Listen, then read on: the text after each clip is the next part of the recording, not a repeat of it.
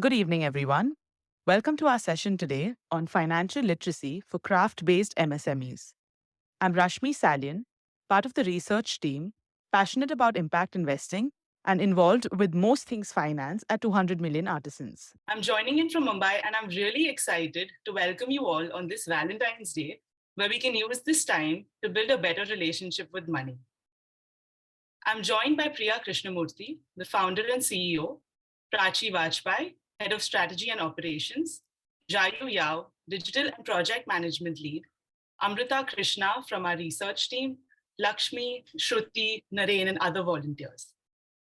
At 200 million artisans, we empower creative producers and craft-led entrepreneurs to build high-value, sustainable solutions in India's handmade economy that have the largest potential to support dignified jobs and livelihoods for India's communities. And we do this by facilitating access to information and data, supporting enterprises with business resources, networks, and innovative financing.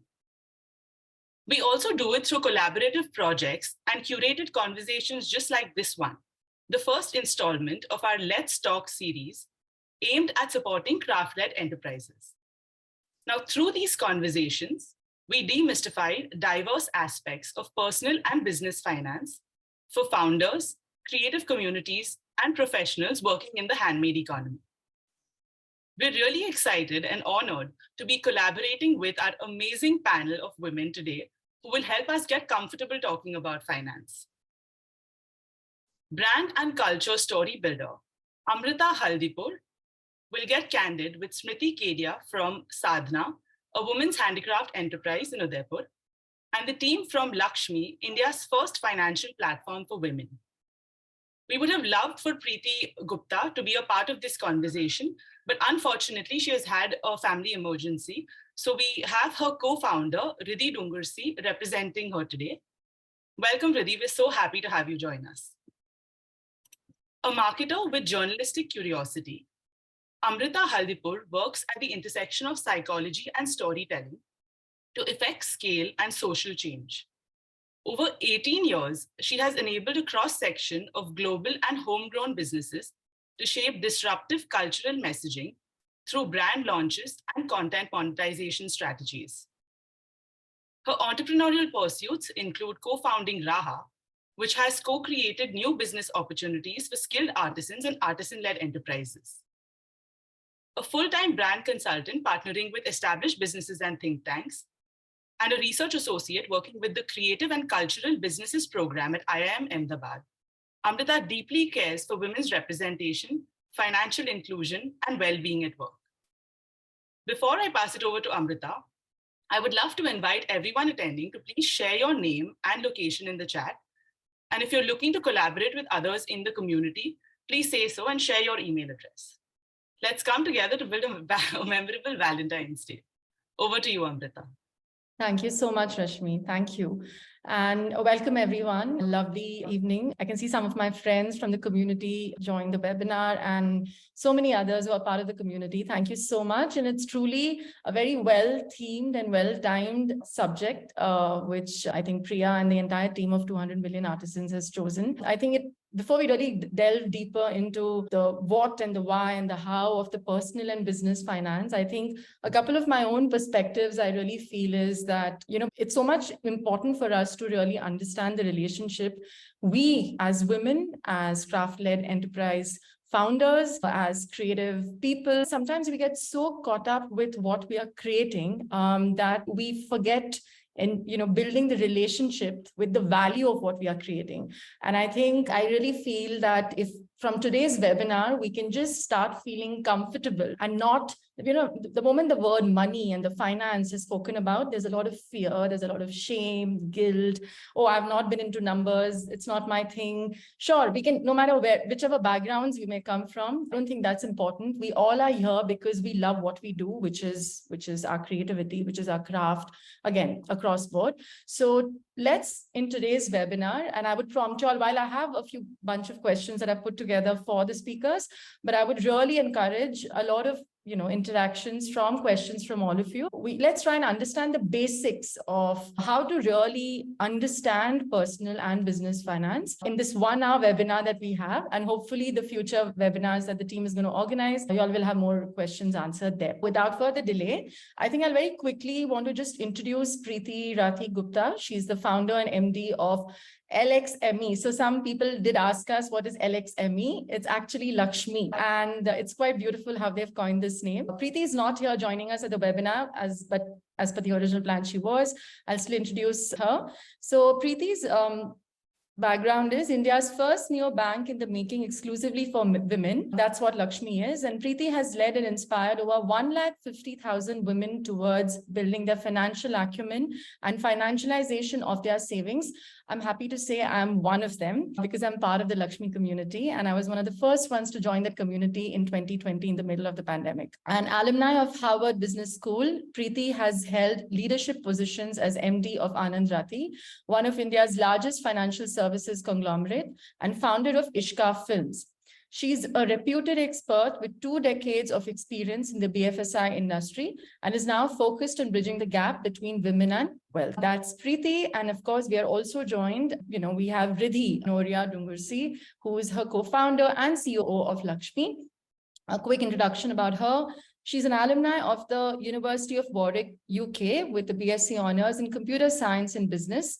Ridhi comes with 15 years plus experience in is a two-time founder in fintech and e-commerce and a 360-degree solution builder across business and startups. The other speaker we have this evening with us is Smriti Kedia. She's the CEO of Sadhana. I mean, her body of work is just personally one of my very favorites from the craft communities. Smriti Kedia is currently the chief executive of Sadhana, an 800 women artisan-owned craft brand since 1988, producing exquisite apparels and furnishings using fine applique, tanka, and patchwork techniques. Smriti has spent over 15 years in the development sector, working on diverse community-led enterprise models. She has worked extensively in the area of rural enterprise, reproductive health, and decent work conditions for workers in the unorganized sector. Her work spans multiple states, covering diverse communities, government agencies, national and international organizations, and academic institutes, and the list goes on. She's also a founder trustee of Plus Trust, which is an NGO incubating rural women entrepreneurs in India since 2008, and is also an executive board member of the Fair Trade Forum of India, which is a network of 100 plus craft organizations, part of the larger global fair trade movement. She's also a representative member of the Global HomeNet Network, which is working for the rights of home-based workers. With a master's from Tata Institute of Social Sciences and an engineering degree, she is passionate to work on her vision of women leading from the front. She's a Hyderabadi, as she calls herself, but living and working in Udaipur for more than a decade now. So welcome Ridhi and Smriti. And I think we have already spoken quite a bit about today's webinar. And I think my first question, which I would keep it very open to both of you, is, when we sort of think about, like a lot of us who are here attending the webinar are also, we're coming from different backgrounds, right? Some of us have studied engineering, some business, some design, all kinds of backgrounds. Some of us have chosen the creative careers or accidentally found ourselves here. So it doesn't matter in what ways we've got here, but I think what is it, how can we look at, as creative people, build a relationship with money, which is otherwise thought of as a very number heavy word and a cloud on our head, and we wonder, oh my God, this is not my cup of tea. So I think my first question to both of you is, how do we just become comfortable with money and build a relationship, and why not love money as much as we love anyone while we love ourselves? Yeah, so open to both of you. Ridhi, do you want to go first? Sure. Okay. Thanks so much, Amrita. Thanks, Rashmi, for the very kind introductions. Okay, very interesting question. And actually, I think, Amrita, you touched on it earlier, right? The first thing is the mindset, right? That fear of money, or the fact that, oh, I don't know how to take care of money, or it's complicated, or it's risky, or it's my brother, father, husband will take off it, right? So it's that mindset. I think first is saying that's not the case, right? We know women are fabulous budgeters. Every woman, whether she has 1,000 rupees that she spends in a house or in lakhs, she will always have money put aside for a rainy day in her cupboard or in gold or hidden away, which no one knows about. So I think women are fabulous budgeters. Women are known to be great mutual fund managers that outperform actually the male counterparts, right? So I think first is that mindset that we can do it. It's simple, it's not that complicated. Then taking baby steps to start learning and building that confidence to start talking about it. So I think, when you see when you're in a group of friends or men or work, men will come and talk about what are you investing in, what's happening with the markets. Women don't have that conversation. So I think mindset, learning, and just talking about it, right? And that will take you on the path to learning basic things, right? Just being aware and comfortable with basic things like what is your income, what are your expenses, how do I start saving, and not just saving, actually investing that money to make sure, like you said, get the value out of our earnings, right? So how do we start converting those to our goals and make them and achieve those goals? Yeah, beautiful. Thank you. Your thoughts? Yeah, I think money is everyone's Valentine, I think we all want to go on a big date with the money that we have or don't have or wish to have. So yeah, I think that's the first step taken. We all love our money, and I think it becomes tough when, we are asked to invest it and double it and make sure that it's growing. So those things, become slightly difficult to garden our money and ensure it blossoms well. That I think, is a mindset, like I said. So I think we need to get up every day and tell ourselves that, it's not rocket science and I can crack it like everybody else before me has done it.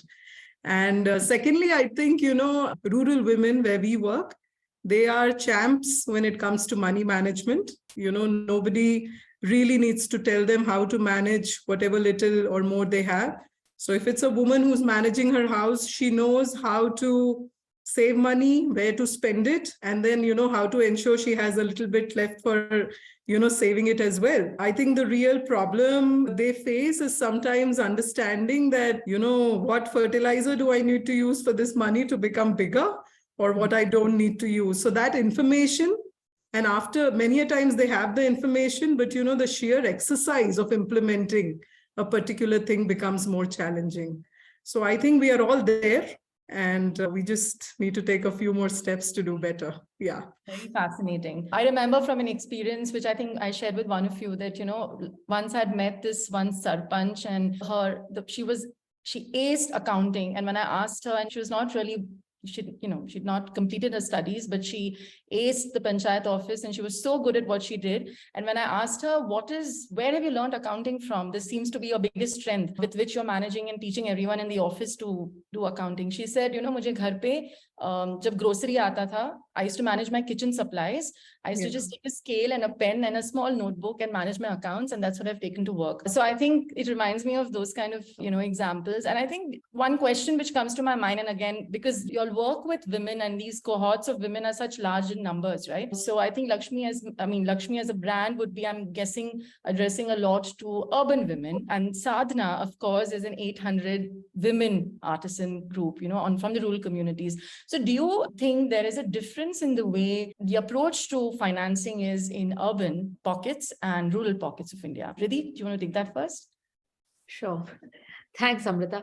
Okay, so when you talk about urban and rural, yes, there is a difference, right? So we did a survey of 4,000 women. It was the Lakshmi Women and Money Power Survey. The surprising part was actually women in the tier 2 and tier 3 towns saved more and actually did invest more than tier 1 towns. So that was a little contradictory, right? Which is, you think the awareness is more, the confidence is more, maybe the earning power is more, but that wasn't the case, right? So I can attest to that. In tier 1 to 3 cities, there is no such difference. The women in the smaller towns are as aware or as fearful or as looking forward to managing the finances as in any other tier town. But in rural, I think Smriti would be a better person to actually touch upon how it, Yeah, thank you. Smriti? I really second what Priti is saying, In fact, I'm so glad, I just to share a few stories on this platform. I spoke to so many people within my staff and my artisans yesterday to just gather, some information after a long while. And I realized that though my artisans are earning on a piece rate basis, the kind of investment and asset creation they have done with that little money that they have earned over years and years, is so much more than what the salaried employee is doing at Sadhna, at least. Just to give you an example, I had artisans who told me that they made at least 25 to 50% of their homes using their money, and that their houses are in their names, many of them, and they proudly have their nameplate outside their house. Wow. And they have ensured that their children are taking loans to repay the debt for the remaining 50%. Okay.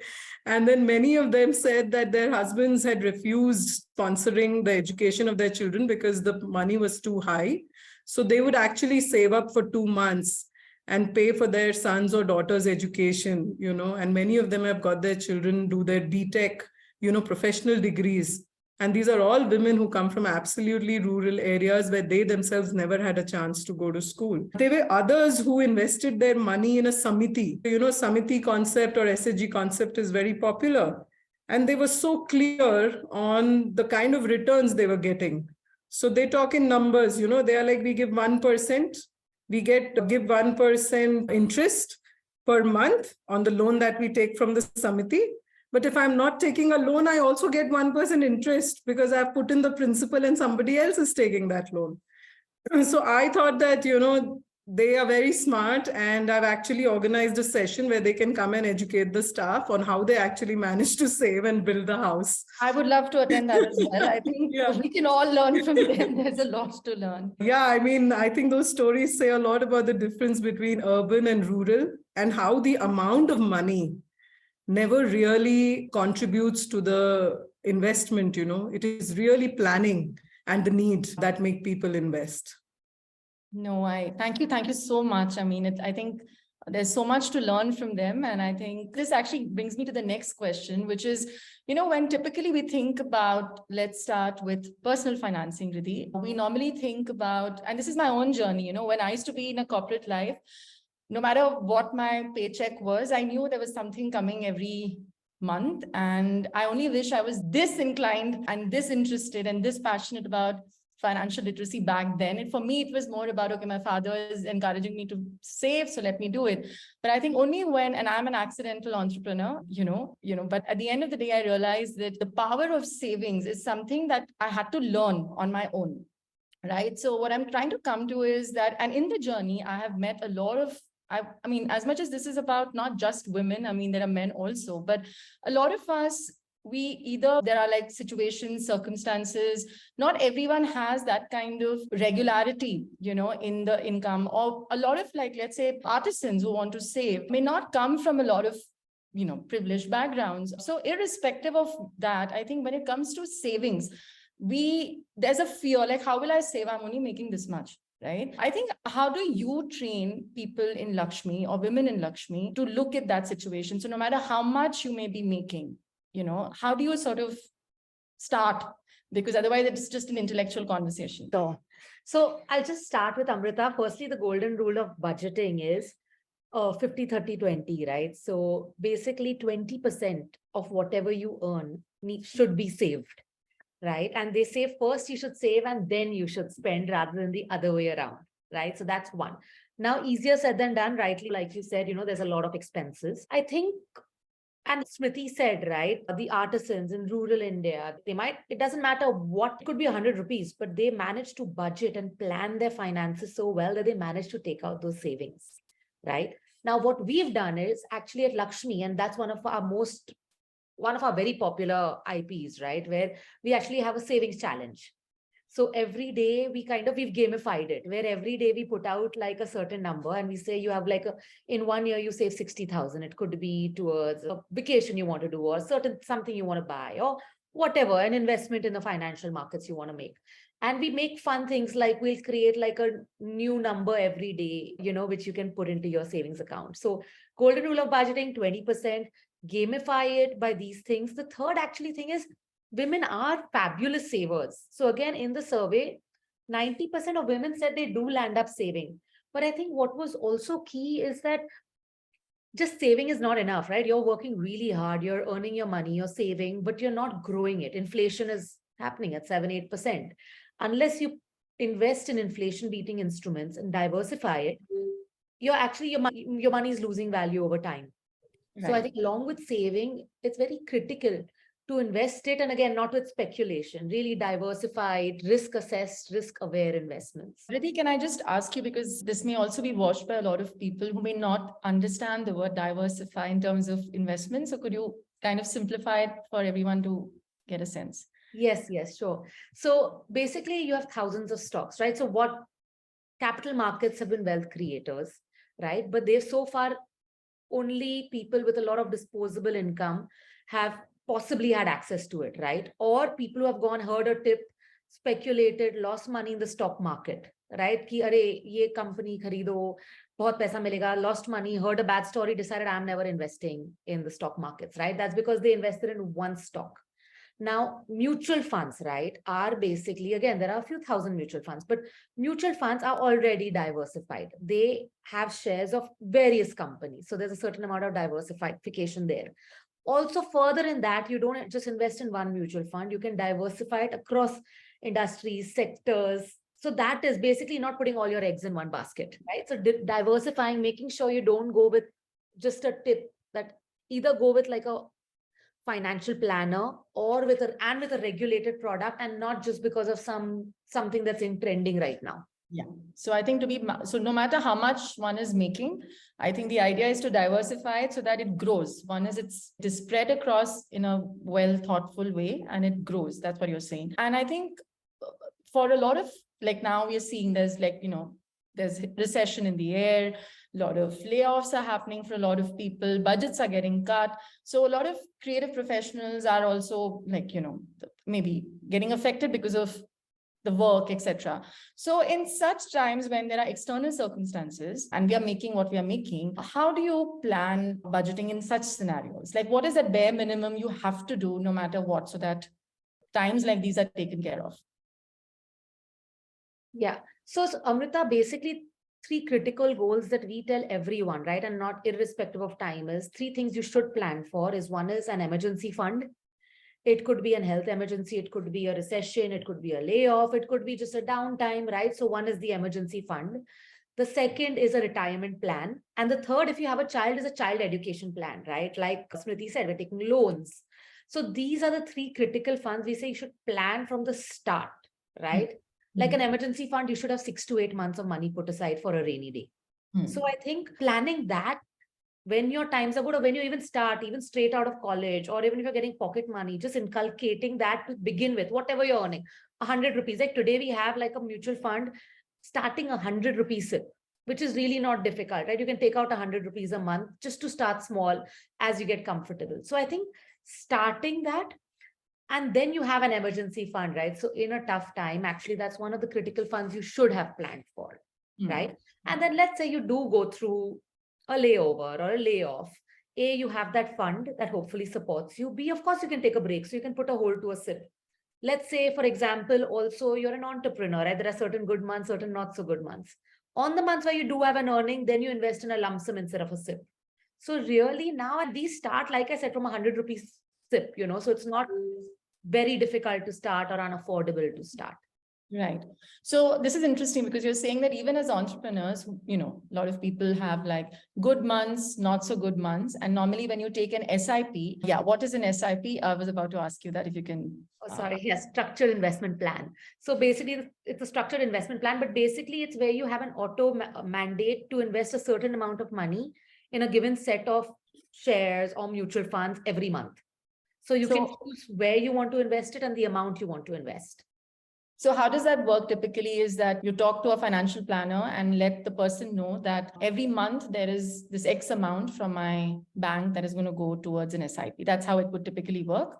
Yes. So basically, actually that's what we do at LXME, right? So if you come in, what we've done is, obviously there are thousands of mutual funds. We've created like 8 curated portfolios based on your goals. For example, emergency fund is a short-term goal.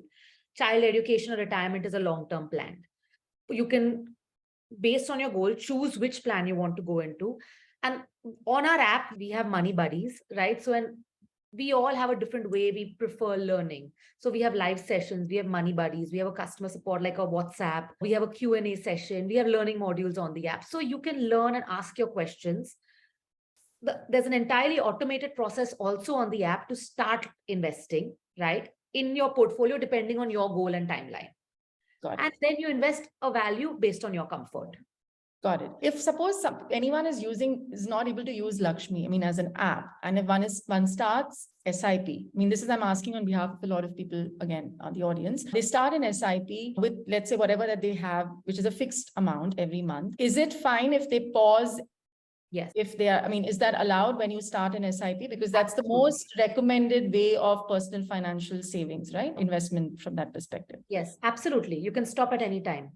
And restart and resume when you feel you Of have the course. money to start again. At any point, yes. Okay. So one big takeaway is everyone, personal finance, I think everyone must look into an SIP and think about what that may be for each of us. Okay, so now I'll pause a little bit on personal finance and move to business finance. So Smriti, my question to you is, again, I mean, of course, a lot of what Ridhi already shared is applicable to all of us, even, let's say for you as an individual, right? But I think when it comes to business finance, let's say I could be a consultant, I could be an entrepreneur just of a very new company, or I could be in a established business, doesn't matter. What are the starting points of business finance? Because a lot of times what happens is a lot of creative people are so good in that part that when it comes to the business, so for business, you have mentors, we can join incubators. I mean, the larger those things are looked into and, you're fostered a lot. Where do you go for the financial fundamentals when you're building something of your own, whichever capacity it may be? I would, take a lot from where Ridhi left actually to answer this question. When you are running a social enterprise or a business, that can be of any scale but deals with people, to a great extent, their well-being and personal finance becomes the responsibility of this business also. And that has to be really built into your components. So and planning. And only then, will you be able to run a foolproof business. So just to give you an example, again, this example is from Sadhana, but applies to a lot of businesses across. So you will give a provident fund, for example, to your employees. You will have to account for a medical insurance or some sort of an accidental insurance for your employees, which personal or business will be handy for them. So at Sadhana, we connect all our artisans to ESI, which is the state government medical insurance scheme that not only covers them, but also covers all their dependent family members as well. So it's a great scheme to have. And it is also a scheme that ensures they are earning if they are not able to work that they regularly do. For example, if I'm an artisan and I have fractured a finger and I cannot work for the next 1 month, that doesn't mean I don't have to earn and run my family. The ESI covers you for this through a basic salary that you will be able to earn during this period. So a lot of people in the craft sector have not been able to extend these facilities to their artisans, which is something you must work on. Having a distress fund within your business, to take care of sudden calamities that happen in the lives of people you're working with is something businesses should account for. So these are components that a business must take into account apart from paying the salaries that it wants to all its employees and, the workforce. So that is one. Not every business, I would say, has mentors and incubators also easily accessible. In fact, there are very few, Yeah. A lot of us have to really learn by mistakes that we make. A lot of us really have to taste, failure before we start learning that, okay, this doesn't have to be done. Just to give you a simple example, PFESI has become so complicated right now. And in spite of having a PFESI consultant for the last 20 years, we have so many problems. So really mentors and incubators sometimes, are not able to address a lot of these for things. you, and you really have to find a way out of the mess, on your own. And that's the beauty, because then you learn well and, you make sure you're not repeating your mistakes. So I think for a lot of businesses, that will be true. And my only advice or the only way that we learned was, you plan better. And you must ensure that, you must have a good idea of what your estimated expenses and what your expected sources of income are for the month. And a lot of times you will need working capital, to take care, because these days, if you look at payment terms, especially in the domestic market, nobody wants to, everybody wants your products and nobody wants to pay you before a 60 days or a 90 days period, and a lot of raw material that you purchase now wants in advance. So you really need to invest in a working capital that is sensible as per the size of your business. And you really need to plan according to that. So if you have to defer your raw material purchase by a month and that's possible, that has to be done. If you have to, ensure that, you have to pay your PF, ESI liabilities, your compliances on time, so you don't attract a fine, you need to know those dates and you need to get your accounts team to work according to those timelines. It is a game of planning and reducing expenditure that is a waste, coming up with creative methods sometimes. For example, in a production unit where there are so many women working, sometimes giving 1 cup tea a day can become a very big expense that an organization doesn't know how to handle. So we have these challenges all the time, and there are creative methods that keep coming out, So sometimes there is a method where artisans contribute partially, the organization contributes partially, and there, you have 2 cups of tea every day. Sometimes, artisans want to have a parshadi, which is like a common lunch of dal bati, which is something you bond over. So you have to ensure that you are keeping some money for, these kind of gatherings every month or every year, twice, and then there can be a contributory form. So I'm just saying, be creative and account for the basics along with the salaries, and that will help you, make a good start. Yeah.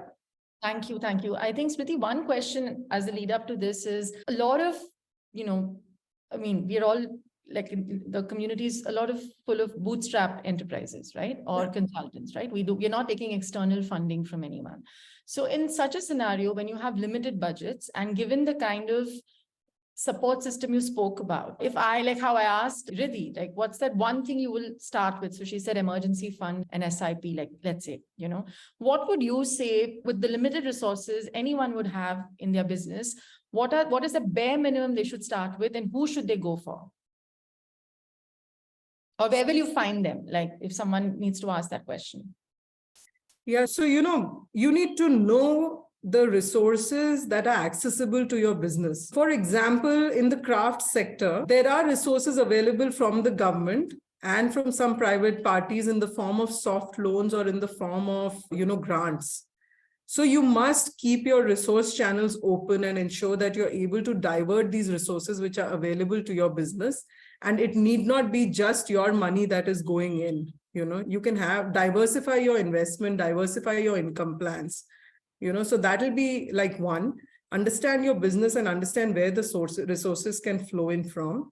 Secondly, I would say really invest in hiring an efficient and small team. Learn to work with a lean team, so that, that is a cost, you can reduce and increase costs, other costs, but your human resource cost is something that is recurring and something that you have to give. So learn to operate with a lean team. Sometimes one person, that's why startups are sometimes just one person, doing 10 things, and then you graduate to that second person. So maintain a very lean team and learn to multitask within that team, learn to teach them skills. And I think trust people. So for instance, at Sadhana, the most technical roles are getting handled by people who do not by background or education belong to that field at all. But it is with time that they have learned that skill. So I think trust people, they can learn skills and invest in their learning. So I would say these two things, lean team and resource mobilization. Thank you. And I think managing an Excel sheet that's not tough, right? No, you manage all of this on an Excel sheet? We used to. Now we've graduated a little because of our age to an ERP. But yeah, we can still manage with an Excel if it comes to that someday. If we can't. So I think along with the fear of money, we should all overcome the fear of using an Excel and managing the basic bare minimum with it. Like, okay, great. And WhatsApp is the new, communication channel, cheap and available for everyone. Yeah. Thank you. I think there are some questions coming in. I'm going to just pause for a moment, my questions, and take these. So there's a question from Divya. Are there any names of grants for the craft sector that can be shared with us? Priti? Yeah, unfortunately for us, the craft sector is split between multiple departments in the government, and there is no one government department that will give you the entire list. But I won't give you names, but just to tell you that the Department of Industry and Commerce has some schemes that you may or may not fit in according to the way you're registered. So these schemes help you participate in exhibitions and do some marketing. Similar, invest in infrastructure for production. Similarly, there are schemes under the Ministry of Textiles that support skilling, that support purchase of machinery. There are some schemes that NABARD has, which help you invest in infrastructure, skilling, and marketing again. NABARD can also extend loans to you for your working capital. And even within private banks, a lot of time there are schemes, especially for women entrepreneurs, that attract slightly lower interest or extend a bigger working capital to you, where you're able to take a loan or a working capital against some savings in FDs that you have made. So these are, some schemes that you can go and explore, but it will really depend on how you're registered. Are you an NGO? Are you a private enterprise? Are you a cooperative? On, how much can you access them? And do you have any experience of, rather, like now March 31st is coming, right? A lot of people are now thinking, what are the things to think about before this financial year ends? Basics from a business or an enterprise perspective. There may be many things, but what's that couple of things you feel? Yeah, one is you need to show profits on your balance sheet so that your, working capital keeps flowing. So you need to ensure that, you're showing some profit on your balance sheets. The second thing that you need to do is plan ahead of time for the next year. Budget. What are the basic things that you need to take care of in terms of expenses? What are the minimum expenses that I'm going to have if I don't spend on anything new? So for that, I need to ensure that I have money. And for that, I need to then back calculate and say that I need to do so much sale and earn so much profit to ensure that these expenses are taken care of.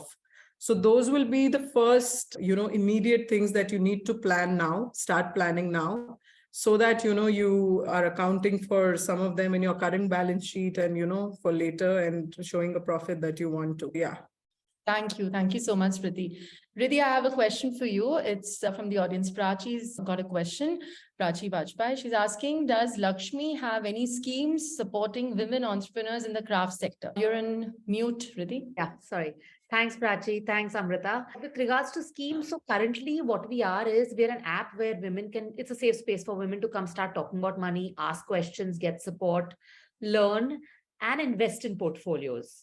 We do have a lending MVP, and we are going full-fledged on that in the next few months.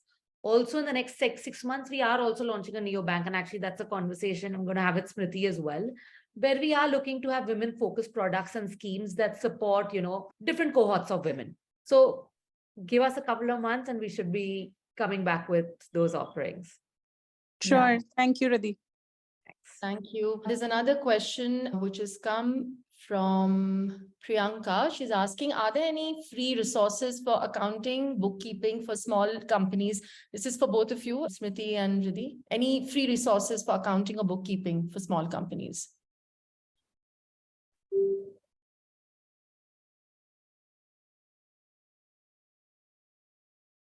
Ridhi, you can go first on this one. Yeah, actually, I'm not sure about free. There's a bunch of actually accounting, bookkeeping. I mean, like Amrita said, from even Excel, right? There's lots of these sheets and lots of these formats you get that are free.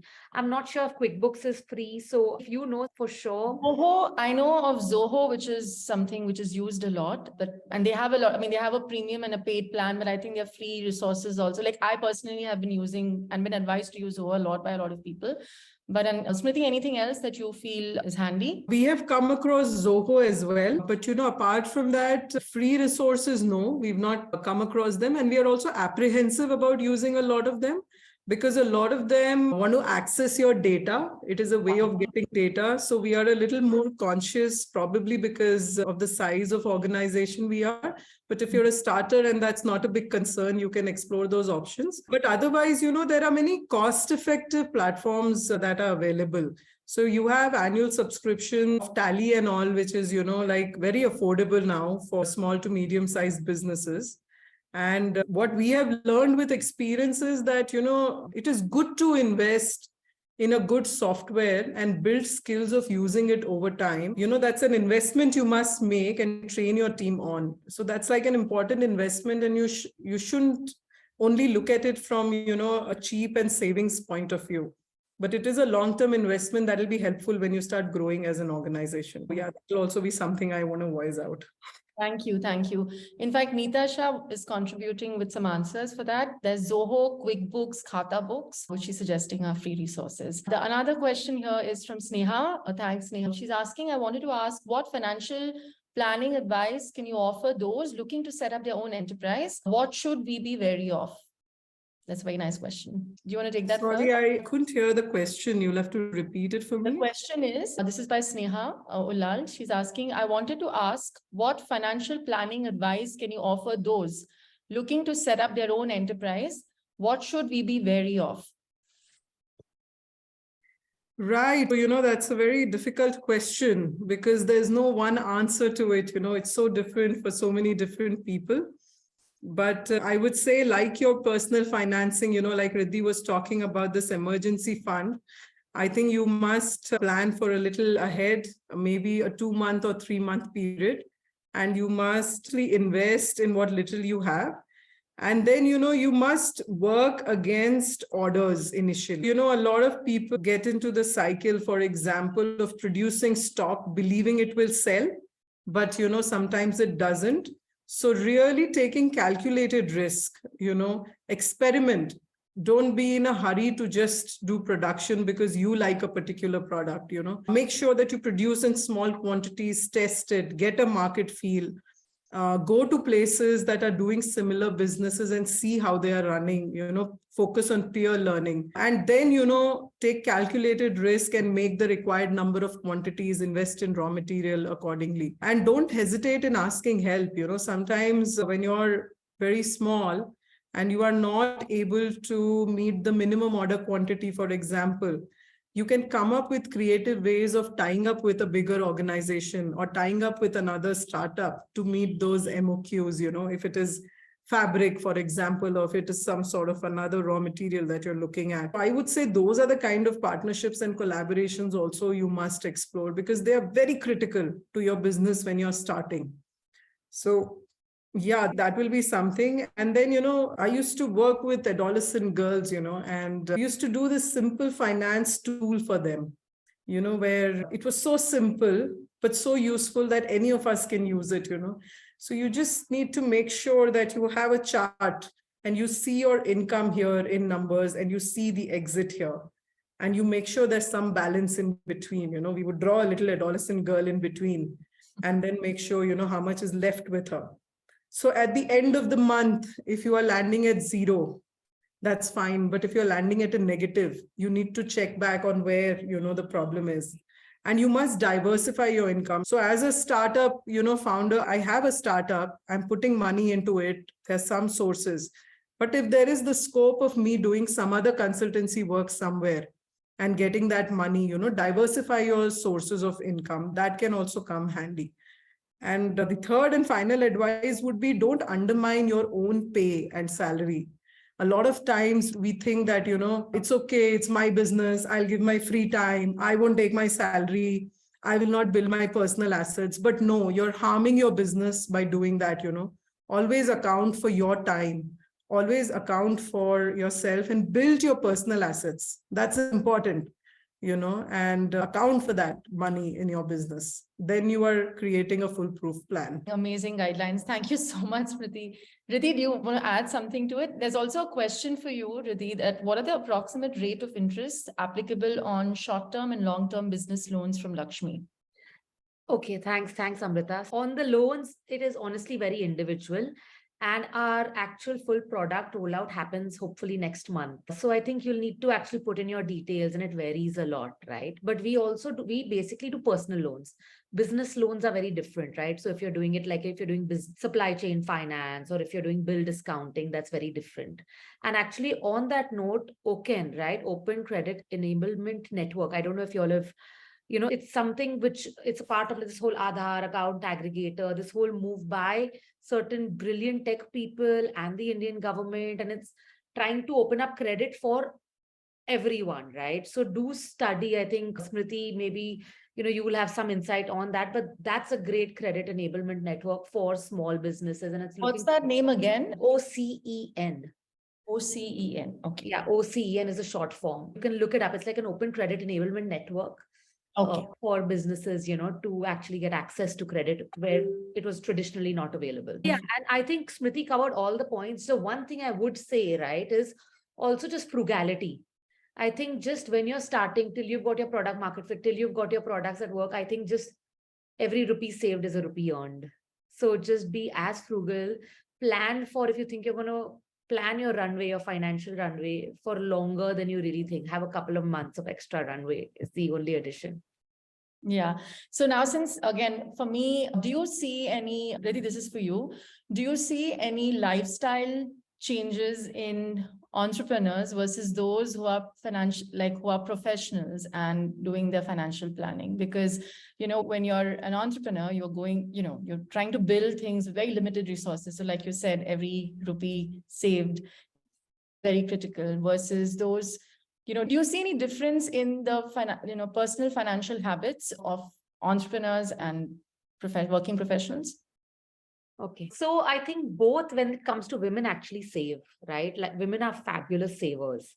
More than a professional so like Priti touched upon this, right? When you're a professional, you're earning yourself. Entrepreneurs sadly don't give themselves due credit.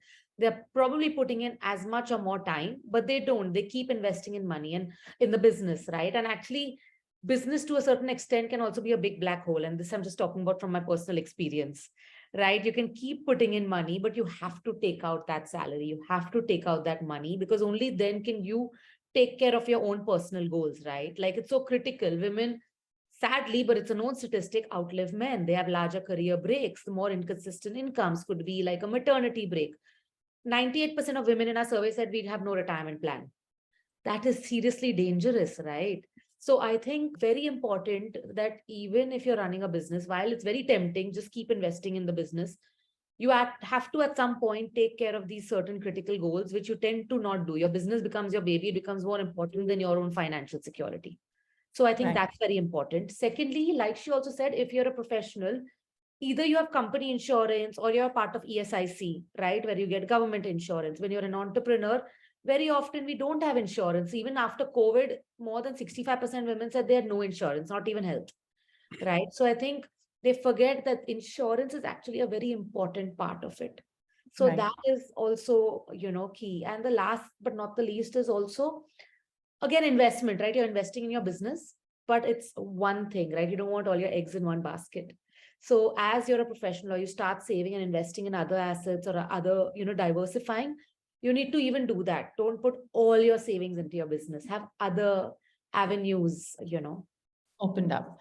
Thank you. Thank you for that. There's one more new question come from Lakshmi Shivaram. She's asking, are there any additional tax concessions for women-run businesses? Smriti, do you want to take that? Not that we have come across any. It's just that, women have a better mileage in the income, that they earn. There's an income tax benefit women get for their income. But apart from that, business-wise, as your business grows, you become a commercial entity and your taxation is just like any other. Finance and income, you do have an exemption, but when it comes to a business, we are all on the same playing ground. You will be charged, your taxation will be like any other commercial entity if you're doing a commercial business, or like any other NGO, the compliances. Got it. Thank you. There's a question. Sorry, I missed this earlier. It's from Zakia Khatri. The question is, want to know about grants for business expansion infrastructure-wise. Smriti, I'm looking at you for this. Okay. I don't have a very exhaustive list, but, different businesses have different departments that attract them. But, if you're looking at the craft business, because a lot of us here are from the craft sector, so definitely NABARD, Ministry of Textiles, like there is a scheme called Smriti, for example, that helps you, create a common facility center and also, seek equipment support and also some kind of a soft component for skill support. Similarly, NABARD has many schemes on similar lines. Then there are departments, like the tribal welfare department. If you're working with tribal craft, there are many schemes that you can avail from there. So really look at your community. If you're working in the craft space, look at your community and try and map it to the department that you're working in. And there are schemes. So the government schemes are tedious, when it comes to trying to tap them. It's not easy sometimes to just understand them, where to apply, which is the format. And by the time you've done all that, suddenly the guidelines have changed. So all of this is a reality, but government funds take patience, but many a times they're very well designed to suit your needs. And then the other sort of funds are, a lot of CSRs invest in skilling. The National Skill Development Authority, they also invest in craft skilling. The Director Commissioner of Handicrafts, DCH, which is there in many cities, they invest in skilling. So really, you need to get in touch with these departments. There are a lot of CSRs who want to invest also in different craft activities. I would say look at all of these, don't leave any stone unturned. And a lot of times the government sets up many marketplaces where, the artisans can directly procure a space. For example, the Shilpgram, the hearts, like Dilli Heart. So many of these places have opportunities. In Odisha, I think there is something called the Shandar Bazaar or something like that. I can't recollect. It's a government program where they're setting up marketplaces to support artisans sell their product directly. So every state has its schemes. So yeah, those few. That's a lot of rich information. Thank you so much, Priti. Ridhi, I wanted to come to you. When we were talking earlier before the webinar, you had a very interesting story about Lakshmi. Why did you all come up with the name and your thoughts on it? Yeah. I would love for you to share it with everyone because I thought it was precious what you shared. Thanks, Amrita. Okay, so Lakshmi was LXME. Lakshmi was conceptualized by Prithi, when she was actually doing a Harvard study, and she has 2 decades of experience in the BFSI industry, really very well versed with it. And what she realized, right, and it was like, in our culture, the goddess of wealth is a woman, it's Lakshmi. But we women don't have our confidence in our own selves to manage our own money. We hand it over to our husbands, brothers, fathers, and say, no, it's too complicated, I can't do it, they'll manage it. And that is why, right, and that's what we say, being your own Lakshmi. We are our own Lakshmis. While we pray to the goddess of Lakshmi, we don't give ourselves that credit. And that's how, that's where Lakshmi. It's really beautiful. Thank you for sharing that. I think with that, I'm actually have covered pretty much a lot of questions which I had planned. I'll take another 2 minutes to check if there's anyone from the audience who wanted to share any thoughts, any questions, while I think we're almost, at the, sort of doing a wrap up of the webinar, but quite open for the next 2 minutes. If there's anyone who would like to share in any questions, any thoughts, please do. In the meantime, from your own journeys of personal finance, with all this body of work that, they'll have built businesses and done all of that. Smriti, what are any highlights of your, personal financial planning? Any funny incidents, anecdotes, stories, or anything that you've learned or mistakes made? I think I would love to ask you that question. I don't know if it's funny or mistakes made, but yes, I think we tend to learn from our parents on how to save. So initially, we all are attracted to the FDs, and now if you go to these financial consultants, they'll tell you, if you're putting your money in an FD, you're wasting your money, FD mein paisa nahi padta, But I think I believe in a balanced approach. So while I still do the FD, and while a lot of my artisans will still invest in FD and gold, and they are the ones who are making the houses, not me, we keep that. I think investment is all, comfort. it's also your own personal comfort. We shouldn't stretch ourselves so much and pull ourselves out of our comfort zone also, unless it's understood and calculated risk. Yes, I started investing in mutual funds. I started investing in the conventional methods. And now, I've not touched the share market directly. In fact, I have my demat and trading account ready, but I keep paying a fine on my demat because I've not made purchases. So that is something, my 2023 goal, that I want to do direct, and I want to invest in IPOs and, just to tick that box off and then see if it works for me. And then, slowly. So just pull out a little money and do it. So I think that's like adventure. That's my plan. And I watch a lot of Shark Tank. So there was this very interesting person who came in, from Gujarat. And he said that you must always have a learning budget as big as your travel budget. So I took from there, so this is my way of learning budget. Even if I drop that money, if it fails, it's okay. I've, experimented, learned something. So yeah, that's the way I look at it. Personal financing. Yeah, no, thank you so much. Ridhi, do you have anything to share from your own personal finance, journey? Anything that has shifted from what you used to do to now what you're doing after Lakshmi? I think the one thought process that shifted is start small, right? I think earlier it is always like, okay, when you earn enough or when you've done enough, I think start small, right? And honestly, if you sit down and write your expenses down, you realize that there's a clear division in a need and a want.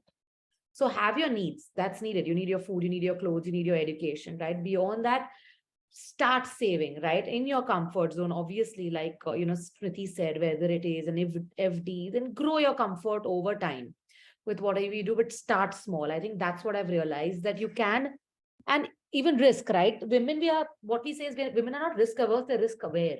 Right. And mutual funds then is the way to go, because you're diversified, you're not taking a risk, you're not going to lose hard-earned money. Right. I think that's one thing that's changed in our mind, that don't wait.